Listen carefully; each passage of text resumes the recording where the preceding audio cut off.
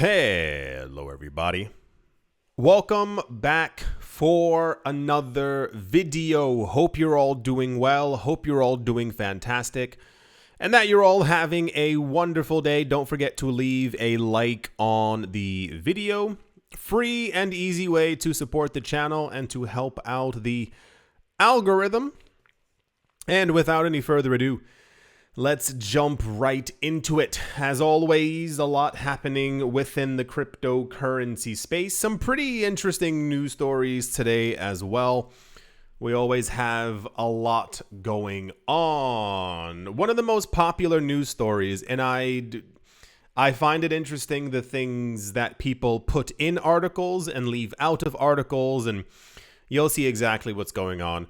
We're still on the hype train, and I don't think that the hype train is going to be stopping anytime soon as far as companies and institutions continue to buy tons of Bitcoin regardless of where prices are. We are in officially a very weird time within the market. We have a lot of accumulation. We have a huge amount of institutional interest and country interest, and the Bitcoin buying kind of never really seems to slow down in any form or manner. But where we currently are, we're still seeing like either an exodus or just not any real interest in the market from a large number of retail investors. This has been the theme for a couple of months. If prices go down, people don't look at the market. If prices go up, retail still doesn't re-enter until usually the prices become so restrictive that they start throwing more money at the market. But while all of that's happening and we're waiting for everything else to take place, institutions have not stopped, and they probably never will. Stablecoin issuer Tether is reportedly sitting on $3.86 billion worth of unrealized Bitcoin profits. The crypto tracker Spot on Chain noted that Tether has become and is officially the 6th largest Bitcoin wallet in the world. Yes, if you missed it at some point a couple of years ago, the people from Tether, this was also a really, whatever. Crypto's always weird. Crypto's never not weird. There was a point in the cryptocurrency space where a lot of companies or whatever, what have you, within crypto began to announce that they were also like into Bitcoin. And for some reason, people found that rather confusing, similar to when we heard that Brad Garlinghouse has Bitcoin. People were upset, assuming that he should only have XRP. I think the guy from Cardano also mentioned that he has, they all have Bitcoin. These people aren't idiots. They know what Bitcoin is. You might have created a coin, but you don't put all your eggs in one basket. That's not how money is made.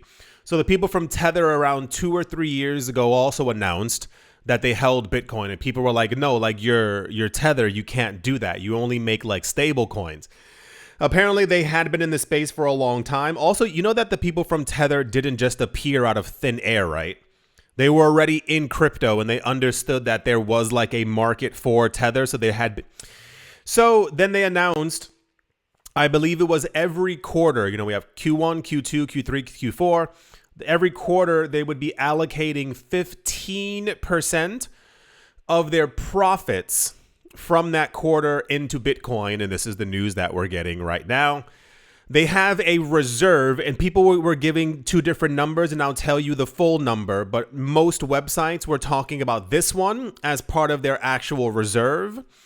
Their reserve is currently holding 92,647 Bitcoin, worth $7.88 billion at the time of writing. Tether is never in any discussion, any conversation as like a gigantic Bitcoin holder. You know how like I always keep on saying we are constantly told to just pay attention to how much Bitcoin BlackRock has, the ETFs have, MicroStrategy, even Metaplanet. Metaplanet, the company in Japan, gets so much more of a spotlight. I think they have, is it like 4,000 Bitcoin? They're in the news more often and in discussions than Tether actually is. which is weird. This is what I'm talking like when you talk about the accumulation levels, like it's happening in all different directions, but we're constantly told to look in one space. There are hundreds of companies who are all accumulating like this. All the time, there's literally not a lot left. Tether now owns 100,521 Bitcoin in total, meaning the firm holds nearly 8,000 Bitcoin outside of its reserve wallets.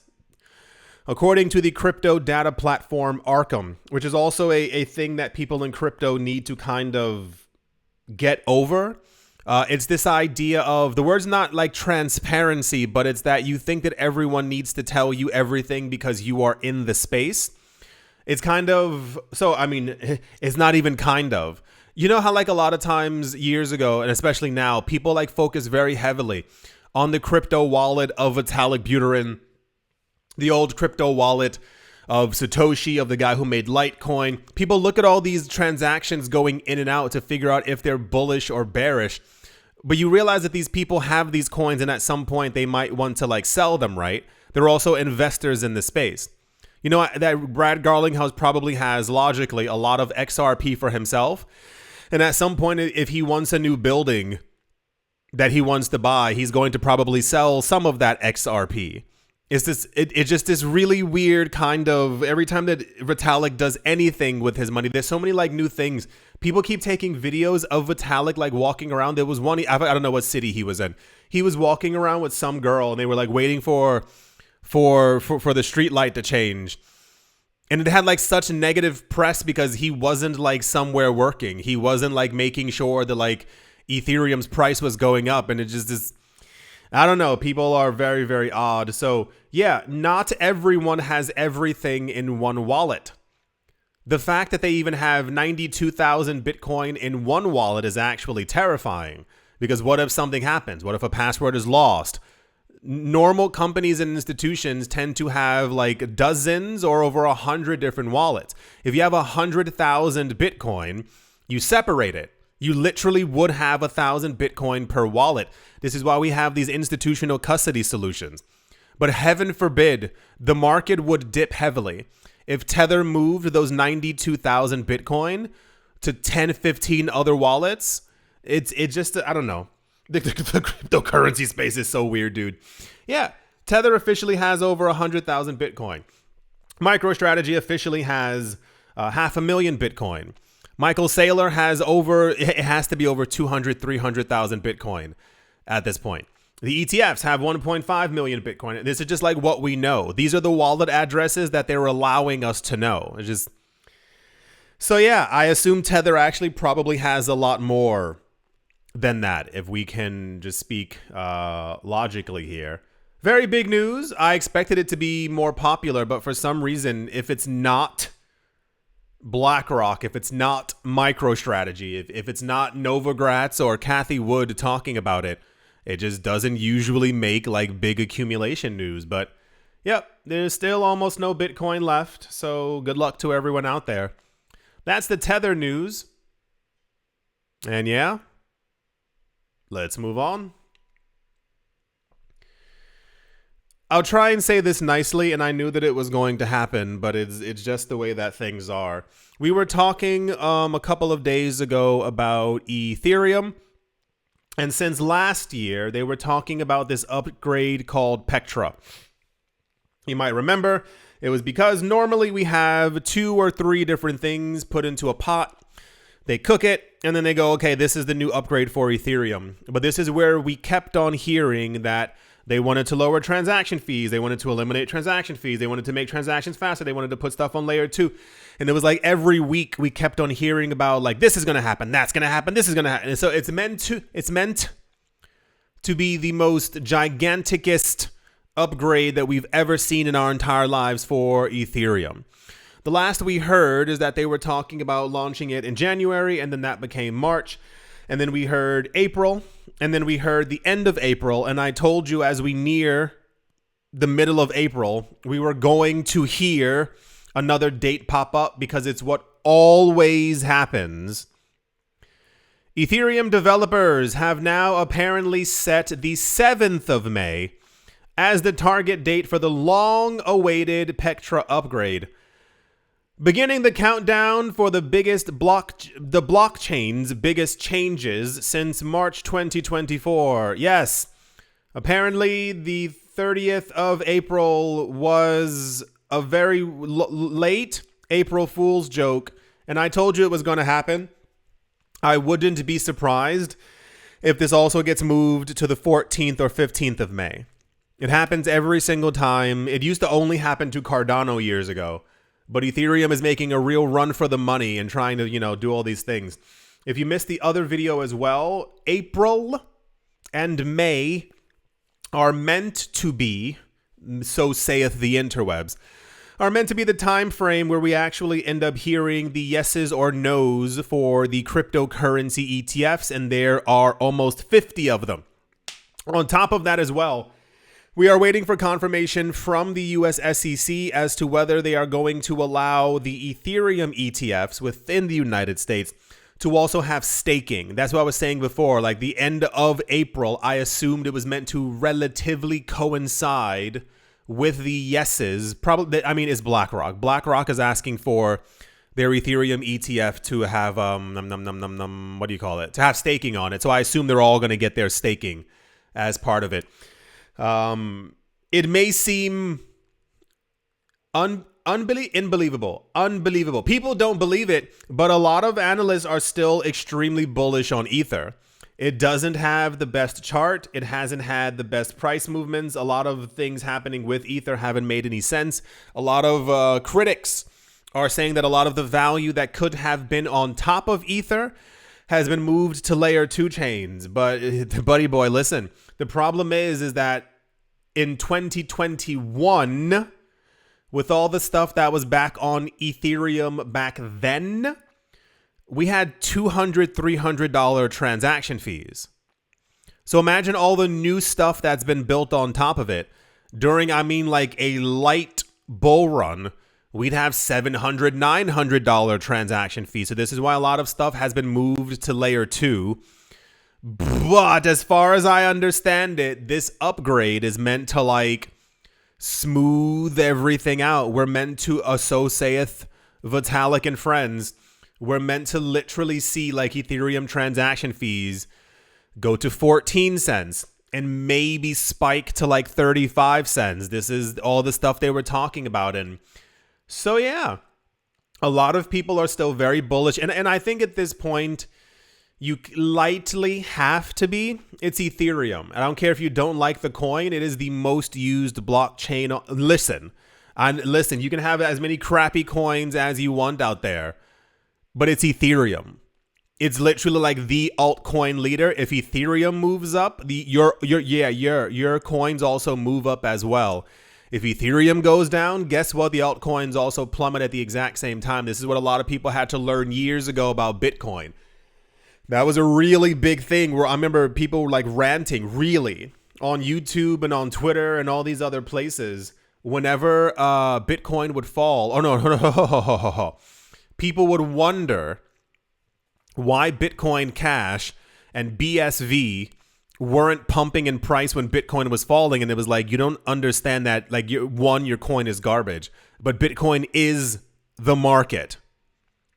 So everyone, that's how it actually ends up working. But Ethereum is currently second place. A lot of people still think that XRP is going to take the number 2 spot in the next couple of weeks at this point. It's not even a joke. That's a literal number.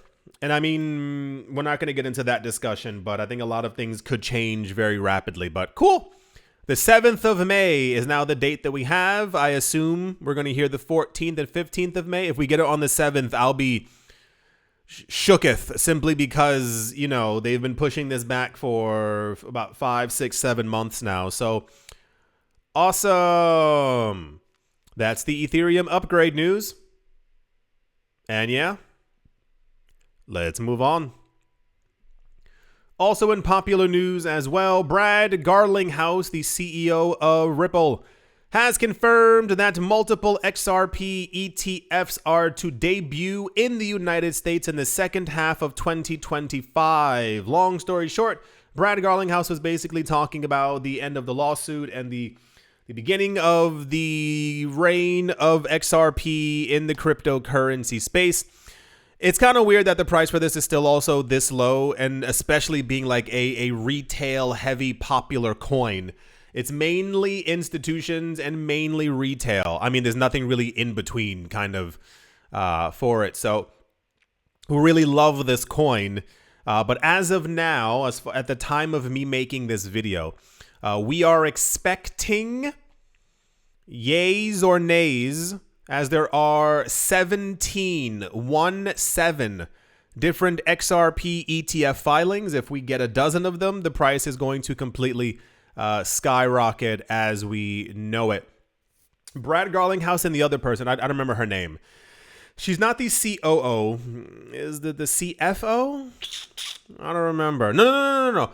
I think she's the president of Ripple. I think that's her title. She also has been in the news, if you missed it, in February, I want to say, where she was talking about her expectations for multiple XRP ETFs being launched within the United States. Hers was a little bit more tricky because in February, she said the word imminent.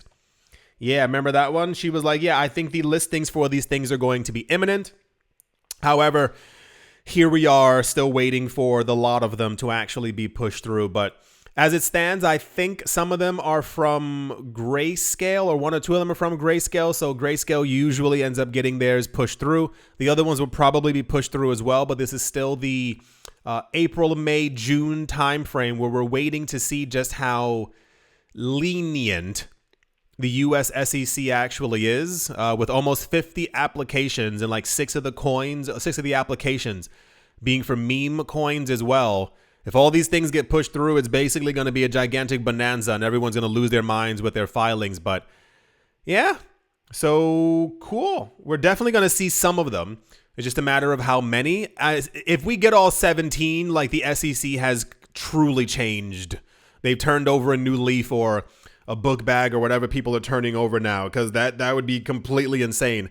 I'm expecting 5 to 10 realistically actually going through. Maybe all the paperwork just simply is actually there. But either way, I know it seems weird, but all the analysts are still very upbeat about the cryptocurrency space. We're now getting into like talking about like the second half of 2025, because we're still in the year after the halving, and therefore we're still in the bull market.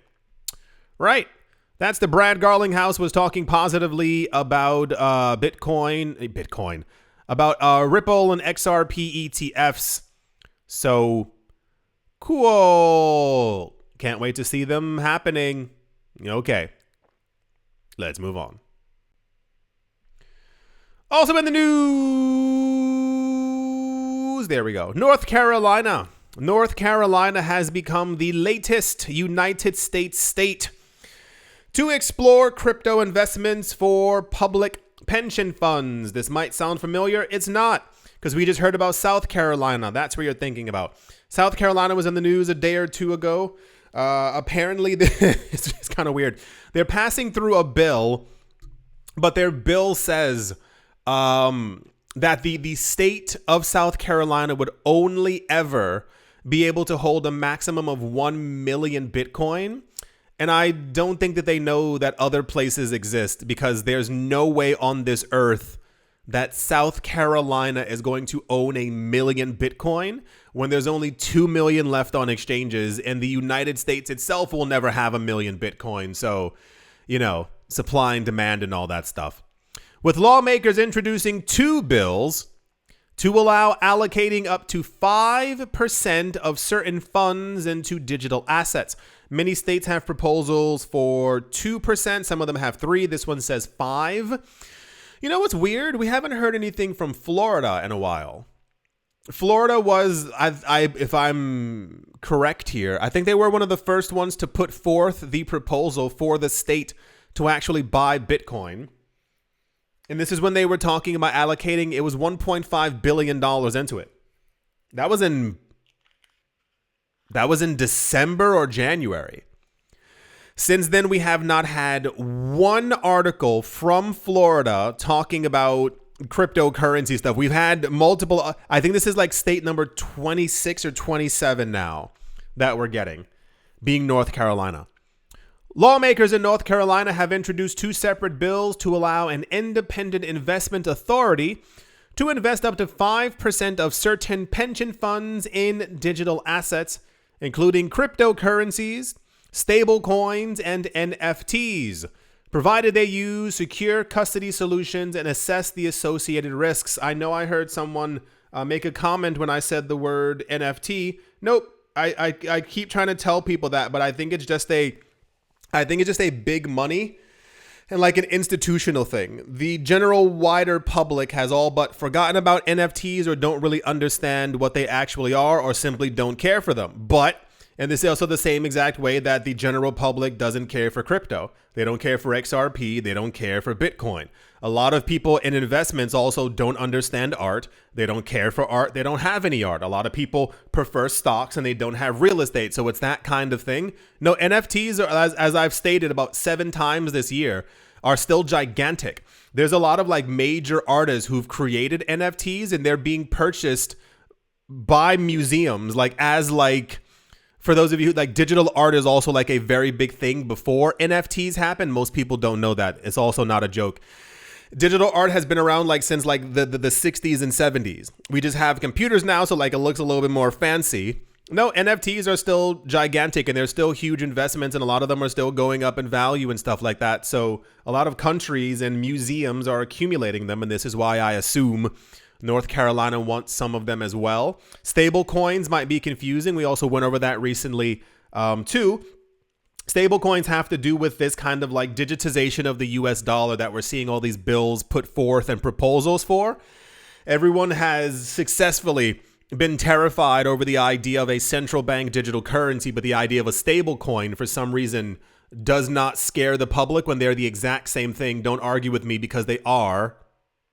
But on top of that, a lot of states are working with these companies and stuff like that, and they realize, and the public is also realizing, that stable coins can or could be used as investments, as many of them give like really crazy returns on their like investments. Some of them have like 6-7% returns and all these other kinds of things. So yeah, the first bill, House Bill 506, was filed by Representative Brendan Jones, while the second, Senate Bill 709, was submitted to the Senate. That's usually what happens. By submitting the bills in both chambers, lawmakers are increasing the chances that at least one version will pass and become law. Both bills aim to establish an investment authority that will operate independently of the state treasurer and manage investments for various state retirement funds.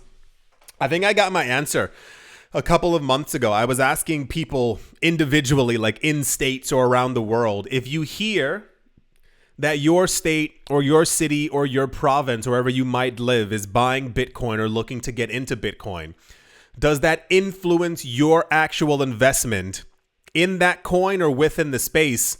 I saw a lot of like mixed different answers, but I think the answer is no. I think no matter what news we get, how much we could and will hear every single day that states are proposing bills or like we had news. Oh gosh, it wasn't New Hampshire. Oh gosh, what state was it? There's some state. About a month ago, we got news that they have already been investing in Bitcoin for a very long time. I think they had, was it New Hampshire? They have several hundred million. And they have it in some fund that they've just been accumulating for like a very long time in general. And it's not even that I expect people to like react to this news, but I'm completely convinced that nothing will actually get people to want to invest in crypto except for curiosity and then like wanting to make a large amount of money. you can hear, no matter what the day actually is, I think no matter what the news is, no matter what company, what institution, what state, what country, what province, what central bank gets into it, I think crypto like is like unconvincing. I don't know if that's the right word for it. I think that you keep seeing accumulation news, like the stuff from Tether. You look at the market doesn't look the way that you want it to. It doesn't affect you. But it's like an every 24 hours kind of thing where I just keep on assuming that like there's going to be some kind of an epiphany. But all my hopes are basically lost at this point. The only people who are going to benefit from crypto are the people who are already in crypto. We're still a fraction of a fraction of a fraction of a fraction of people on this planet. But even then, within crypto, it's kind of like if you look at, remember the videos from a couple of months ago, we had like accumulation patterns of Bitcoin and Ethereum over the course of the last 10 to 15 years for both coins. And that's when we got the news about the like how few people are holding large allocations of Bitcoin. And I was like, yeah, that's because they were buying nonstop. It's actually not rocket science. If they were buying all the time, of course, these people, some wallets are going to have 880 Bitcoin. It's just completely logical because people don't pay attention, don't want to pay attention. It's also kind of, I don't know, it's so weird. It's so very odd. I don't know. I don't even know what I'm really trying to say here. Sorry for my rambles sometime. Definitely with an S at the end. I have multiple rambles, but I do sit here and I think a lot of times I'm like, what would convince people? But nothing can convince me. You have to be curious about the space already. You have to have curiosity about investing, about wanting to make money. And then you sit on the sidelines, you get into it. Most people fall into meme coins because that's just what the current trickery is. I don't know. It's all very odd. And I still predict with zero uncertainty that in the future, a lot of people are going to be very upset. Upset as far as like, you don't own enough assets. You don't own enough crypto. You don't own enough Satoshis. You don't own enough anything. There was a video on YouTube. I think was it CNBC? They always make these kind of, I always watch CNBC make it. And there's another CNBC kind of format where they talk about the economy and stuff like that. It's projected in 15 years. People will like really never be able to like own a home. I was just chatting with a friend about the prospect of young people. There's a school not too far from me.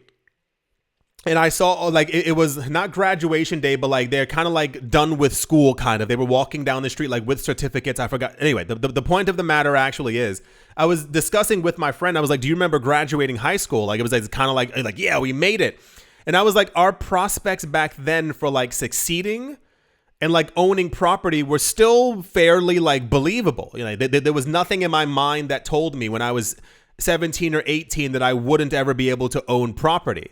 And he was discussing, because he's also a property investor, and he was saying how many he has. And he wants all the properties. He doesn't want some, like he wants tons and tons of properties. And he was like, if property prices keep rising at the same rate, by the time those people are 30, they're not going to be able to own a home. Mortgages now already, like think of like the idea of like a single family home being $300,000, $400,000, $500,000. If the average person is making 30, 40, 50, 60, maybe 60,000 per year, how long is it going to take you to save up enough money to get a mortgage? 10, 15, 20% down. You need like 5, 6, 7 years to be able to save for that. At that point, that home's value has gone up by another 15 to 20%. Now, like those are prices now. Have you seen those videos of, you must have, of people showing like home prices in Los Angeles and San Francisco and New York and Miami and all these other things. And it's like some of these places, I can't say that word. It looks like rack, R-A-C-K with another C, and you swap the C like houses. Like they look crazy. And these things are $1.1 million. And it's like, for what? And the craziest part is that these homes get bought up. They get renovated and then they end up being rented out for $4,400 per month. There was another video I saw where this it was like a compilation video, and this woman was talking about, she's like, I don't get how rent keeps going up. She has a studio apartment. Was it in Atlanta? I forgot where it was, but she was saying her rent was $870.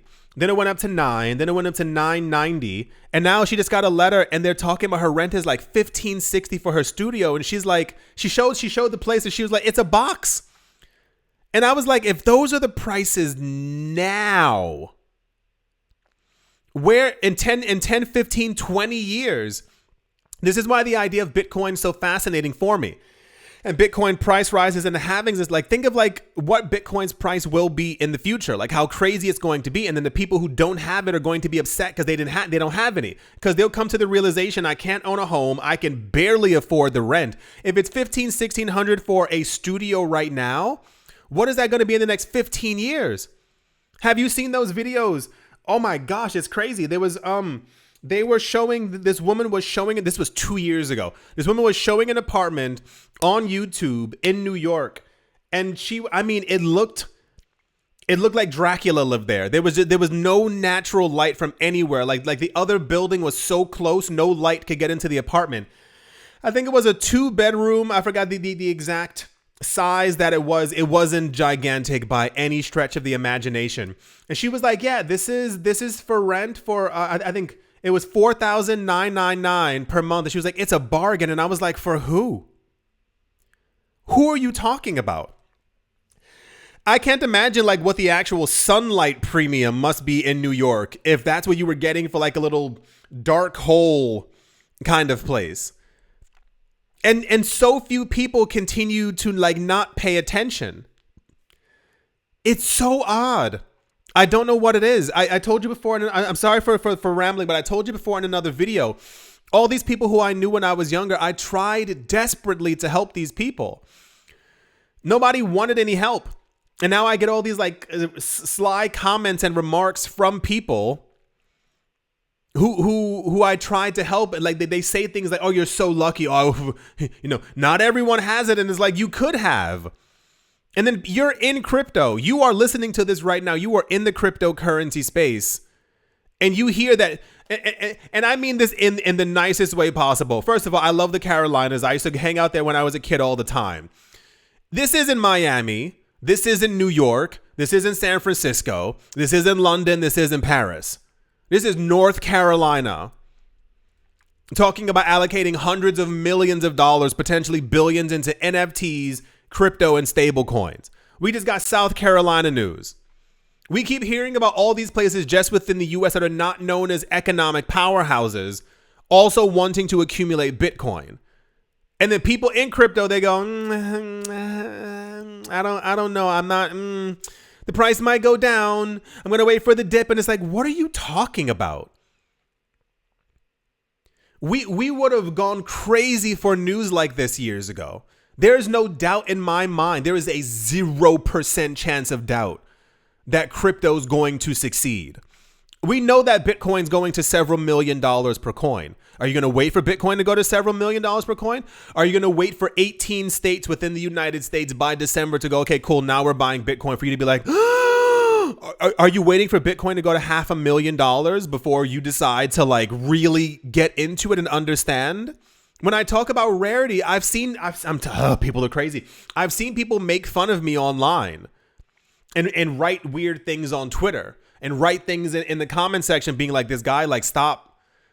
Like, Bitcoin's not that rare. There's so many more left on crypto exchanges. And it's like, what are you talking about? Like, what mechanism in your brain is not working correctly? For those of you who weren't here a couple of days ago, we had news. The levels of Ethereum on crypto exchanges right now hasn't been this low since 2015. If you don't get that something's happening and they're literally making sure to buy all the crypto before you even have a penny's worth, you're not going to make it in this market. I don't get it. I sincerely do not understand everything that's happening. But for those of you who understand, for those of you who, have been with me for a while and are making it and making good decisions and good choices, golf clap. I told you before, it wasn't a joke. About 90% of you are not going to make it. You think that you're going to, but you have no actual focus. You have no stability. There's no real drive there. Your drive is, I want to become rich. Being rich is not becoming wealthy. That's not creating generational forms of wealth. You are thinking of the right now, I want to get rich, I want to buy a car, I want to go on a vacation. You're not thinking of like actual long-term allocation into this market. You know who is thinking long-term? The rich people. All the time. It's always the same. Okay, I'm done ranting. I have a lot more in me. I have boy howdy. I have a lot more in me, but I'm not. I hope you all enjoyed. Hope you're all as I stated many times before, taking care of yourself. I hope you're all making a savings account and saving your money. You know, because the economy is hope you all enjoyed. Hope you all are having a great day, morning, afternoon, evening, wherever you might be. I do hope it's absolutely fantastic. Thank you all once again for watching, listening, liking, commenting, and supporting. And I will most certainly be talking to you all soon. See you.